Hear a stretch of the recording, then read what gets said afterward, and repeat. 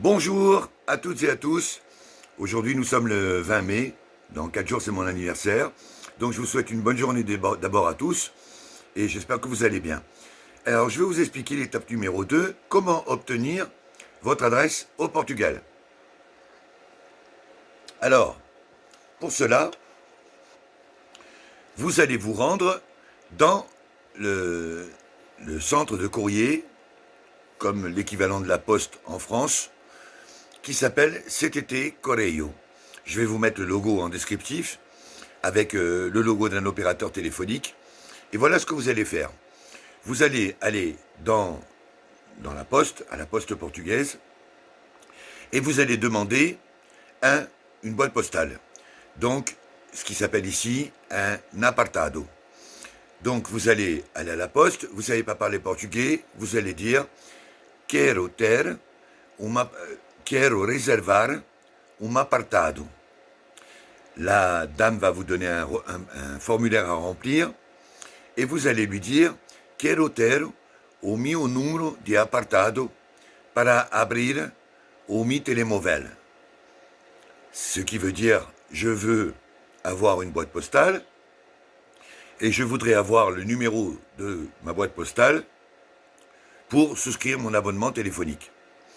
Donc, elle va vous faire remplir un formulaire, elle va vous demander votre pièce d'identité, et elle va vous donner un papier, elle va vous dire, voilà, votre boîte postale, votre apartado, c'est le numéro tant.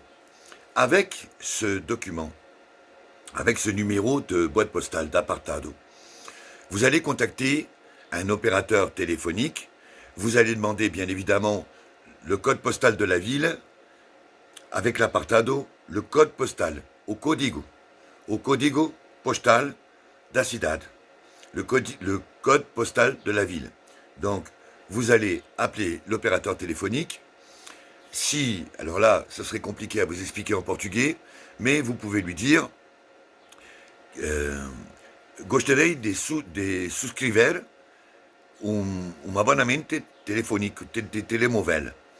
Donc, vous essayez de parler en anglais, en général, il parle anglais, et elle va vous demander votre adresse pour vous envoyer le contrat.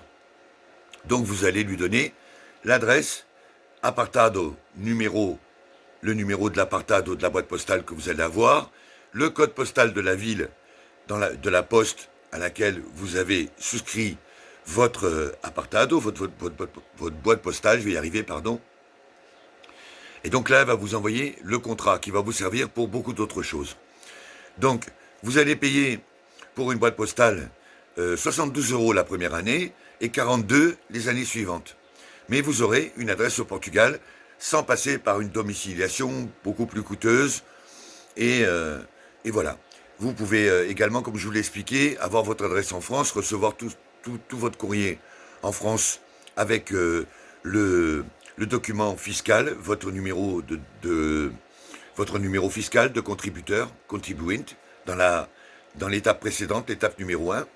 Mais voilà, en résumé, vous allez à la poste de la ville que vous choisissez, vous demandez à souscrire une boîte postale, un apartado, vous notez le numéro de code postal qui est de 4 chiffres, 1 tiret et 3 chiffres au Portugal, vous notez le numéro de l'apartado et vous contactez un opérateur téléphonique et là vous allez avoir votre facture téléphonique, votre contrat téléphonique, qui est un justificatif qui va vous servir dans pas mal d'autres choses, notamment pour ouvrir votre compte bancaire.